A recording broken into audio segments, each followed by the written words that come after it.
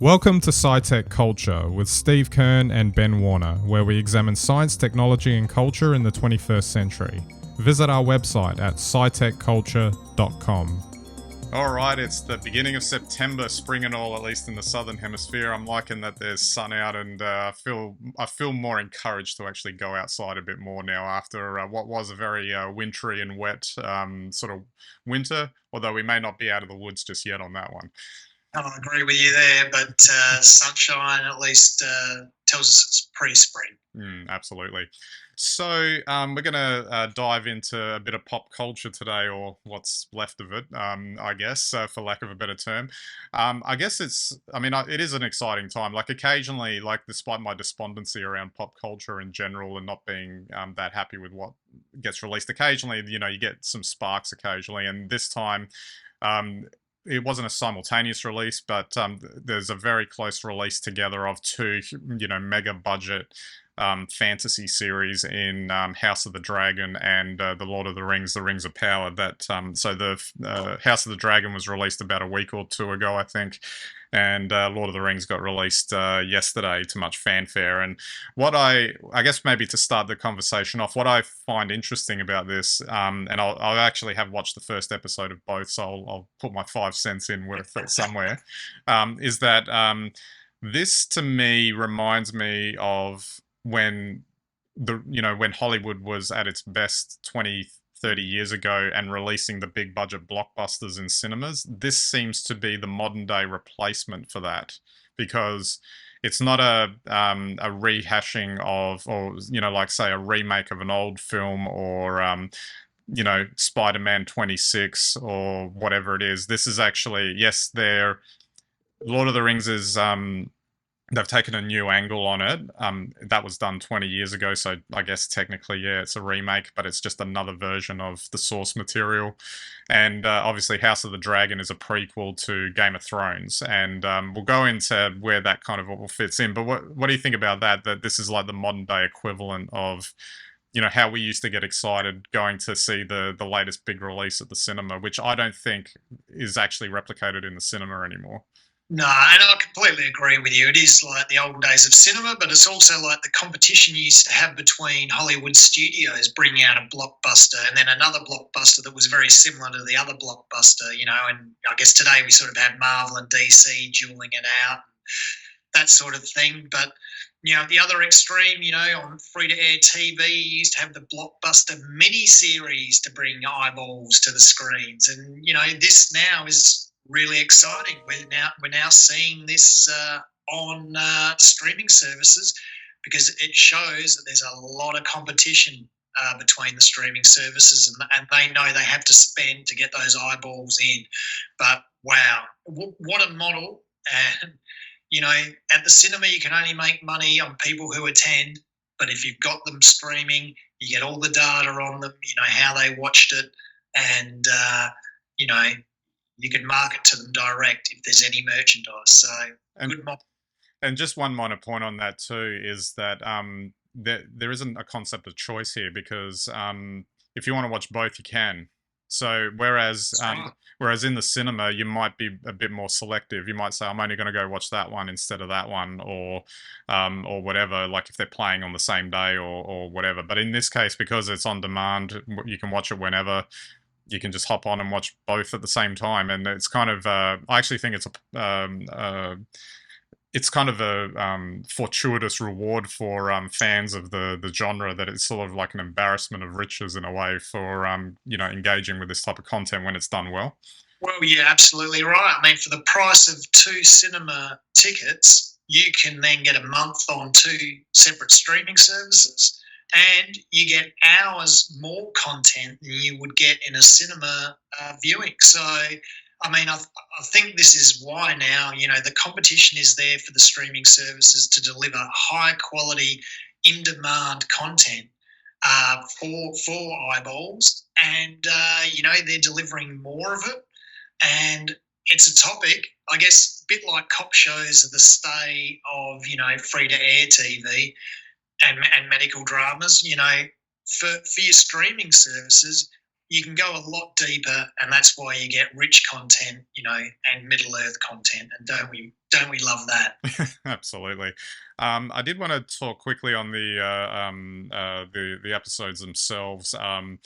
And so curious of the impact that happened on review aggregator websites, in particularly with the Lord of the Rings episode. But it says something to the culture that if you compare to the way movies come across these days, these first two episodes could best be described as sort of slow burn world building episodes. So. And ironically, it was the first episode of The Lord of the Rings was considered slow, almost painfully slow. But then I watched it and I thought, am I missing something here? It's probably slow in the sense of the slowest parts of Peter Jackson's Lord of the Rings, like maybe in the first film when the story's still in Hobbiton or kind of thing, and you're waiting for it to kick into gear. But it's definitely not slow to my viewing of it. But maybe it's, I don't know, short attention span that we've got these days, that we've got to move on with these things and whatnot.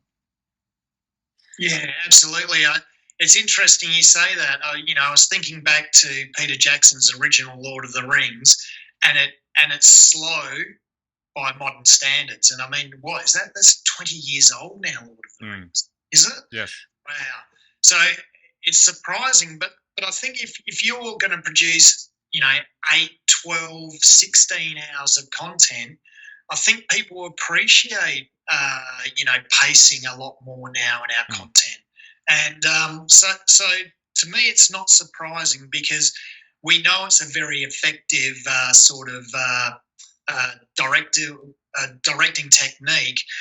And I think you've got the luxury of it when you serialize content.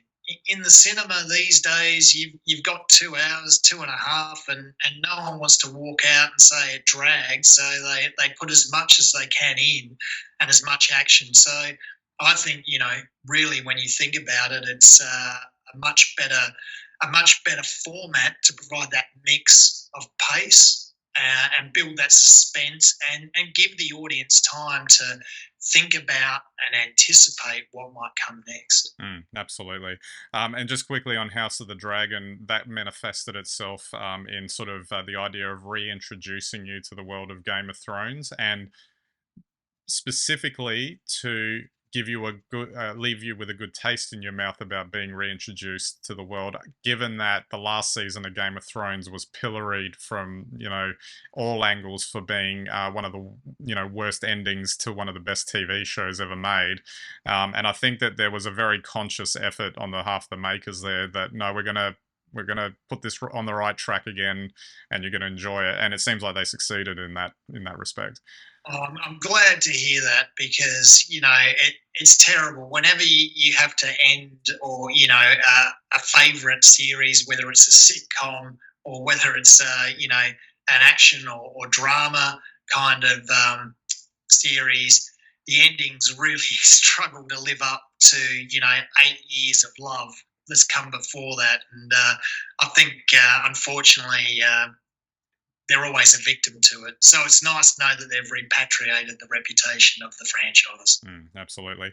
And just on the review aggregator site question, apparently Amazon suspended all reviews on its own website for Lord of the Rings, and also the Rotten Tomatoes website is there's a big question mark over the accuracy of its percentage at the moment, because apparently a whole bunch of trolls went on and started review bombing the first episodes, and so there's no way to know what the actual response was. So you've got this thing where the reviewers, by and large, were positive. It's got a high score. The audience score is somewhere in the toilet, but that again, it's largely because of trolling. Unfortunately, it Is would that, seem. is that trolling or troll bots? I wonder. And maybe a mixture of both. We won't, we're not going to hold back on anything here, but it seems a bit unfortunate because, again, my taste, I equally liked both of them. I'm going to be happy to watch the rest of them, for the rest of the season. And it's a shame that happens. I now don't know if I want to look at review aggregator sites anymore. I might just ignore all the noise. A bit like, I don't know, ignoring social media, I guess. Just don't pay attention to them anymore. Well, I think that's it. I think if you look at any review system online, I'd be very, very careful about accepting what a lot of the review scores say, unless they're accumulated over a significant period of time. And you know, watch it, try it. You know, so what if you're disappointed? That's what That's the surprise and delight of finding good content. Just get on with it. If it's for you, love it. If not, move on. Absolutely. And just one final thing before we've got a couple of tech topics to wrap this up, but just before we move on, I also wanted to just touch on the concept of the business model for this for the content here, because if you were to try to imagine the big Hollywood blockbusters that this kind of harkens to, you could imagine that Hollywood studios would be doing backflips trying to figure out how to make the business model work for such a big expense in terms of how much outlay was required for these. Now, House of the Dragon reportedly cost $200 million for 10 episodes, which arguably might be cheap for blockbuster standards when you consider that's 10 hours of content as opposed to 2 or 3 for a movie. But Lord of the Rings, it's the most expensive show ever produced at, I think it was something like 475 million for 8 episodes. But on that, what's interesting is that would cause heart palpitations in the business suit area of any Hollywood studio to spend that kind of money without really figuring out a way to recoup it. But a tech giant like Amazon is probably just going to say, yeah, no, that's just another day at the office for us. Spend the money. We want the prestige. Make sure it's good. And it'll be easy for us to monetize it through all the multiple channels of revenue that we've got that earn way more money than any movie stream would. And I just find that fascinating. Oh, so do I, and I wonder if there's an accounting trick almost in that, because with a cinema-based film, you've got a window, you've got a schedule. You might get 6 weeks in the cinema these days if you're lucky. If it is big, if it flops, you might be out of there after 4 weeks. Even if it flops on a streaming service, it's still there, it's still available. And I would say that accounting wise, you don't lose the value because you would amortize that money across probably 5 years instead of 6 weeks. So if you make a $200 million movie and show it in the cinema and it makes 50 million, you've quite clearly lost 150 million right there and then. Yeah. If the same thing happens on a streaming service, but you can keep it on that streaming service for 10 years, then you've only lost 150 million over 10 years. So, Yeah, Netflix is another good example of that. They produce a lot of big budget films straight for their service, and The Grey Man was the most recent one, and it was okay. But you think they spent 200 million on that, and you can't see where the money went. But to them, it's like you said in that business model, they can just let it sit there. They own it, and it'll be there forever as long as they exist. So it'll just keep making money in the sense of driving subscription growth and all that sort of thing as well. It sits as an asset on their books because it's on their streaming service. So Yeah. it's when we start to see what's occurring now, I think this will, there's been a lot of talk about what will the cinema be in the future. I think this is the big shift now. What will a cinema be in the future? And I probably will be watching live sport because I don't think there'll be much left if it keeps going this way. Absolutely. All right, we'll just segue off to a different topic now, just to wrap things up. I just noticed these 2 topics earlier this week. Apparently, a new version of USB 4 is coming out with up to 80 gigabytes data transfer speeds, which you never want to knock back faster data transfers. Enjoy Thunderbolt, Apple users. Absolutely, it's still going to use the USB-C connector. So let's start cracking on about why the iPhone doesn't have a USB-C port on it. It's interesting. Like the only thing I think it's great that it's always good when they improve things. I just find like some of their naming conventions odd. USB 4 version 2.0. Like, is it not USB 5? And it's things like that. And one thing that I did want to point out too is that USB, it is a bit of a minefield in USB-C land in particular, because you can get all these different types of cables. You've got 3.0, 3.1, 3.2, USB 4. And quite often, like say, as the punter, you go onto Amazon, say, and want to order up some cables. You've actually got to pass the detail very carefully that you're getting the correct cable for the job you want, because it's possible to, oh wow, $5 for like 10 USB-C cables, and then you get them and they only transfer at 200 megabytes a second or something. Oh, gee, that would make you want to weep. Absolutely. But at least it's like all going to the one connector, I guess. So if you know what you're looking for, at least there's a bit more, I guess, universality to it. Totally agree, but it begs the question. Apple knows the importance of USB-C. That's why it's in all of its laptop range. Why they can't do it for the phone, that's bad. Yeah, well, there's a new phone coming soon, so let's see what happens. And just finally, one other one was this is a really kind of odd one, really. You would think Japan would be all on top of the latest technology and using all the latest stuff, but apparently they still have business cases for the 3.5-inch floppy disk 24 years after, as they say, Apple ditched it in the iMac. And I guess, yeah, like if there's some business critical thing that requires a floppy disk, I can't imagine what that would be, because they were so flimsy and unreliable in terms of data storage. It wouldn't take much to destroy them. Yeah, it was just an odd little story. And the other thing that was in that story too was the idea that I think it was only in 2019 that the last pager service ended in Japan as well. So it's quite incredible. Well, I think they pretty much revolutionised those technologies, so they probably feel some sort of affinity for them.